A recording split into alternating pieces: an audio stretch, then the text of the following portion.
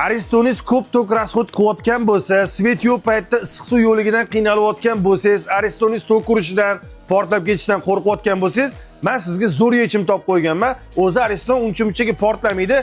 Qachonki portlaydi deydigan bo'lsangiz, Aristonni to'g'ri degan bo'lsangiz, portlab ketish ehtimoli bor. Endi yechimga keladigan bo'lsak, ko'rayotganingiz Atlantik firmasidan gazli kolonka. Buni Aristonning afzalligi nimada deydigan bo'lsangiz, birinchi afzalligi ekonomik hisoblanadi, ikkinchidan gazda ishlaydi, uchinchidan gaziz kam bo'ladigan bo'lsa ham, ya'ni davleniyasi past bo'ladigan bo'lsa ham 0,2 davleniyada bemalol ishlab suvingizni isitib bera oladi. Buni asosan svetdan, tokdan muammosi bor uylarga tavsiya qilgan bo'lardik. Shuni olib borib bosib o'radigan bo'lsangiz, juda ekonomik hisoblanadi. Endi buni litrlariga o'tadigan bo'lsak, 10 litrdan 20 litrgacha bo'lgan xohlagan variantini do'konimizdan bemalol topsanglar bo'ladi. Agar bu gazli kolonkamiz sizlarga interesli bo'lgan bo'lsa, qiziq bo'lgan bo'lsa, bemalol murojaat qilsanglar bo'ladi. Pastda nomer qoldiramiz. Telefon qiladigan bo'lsanglar, yetkazib berish xizmati ham sizlar uchun bor.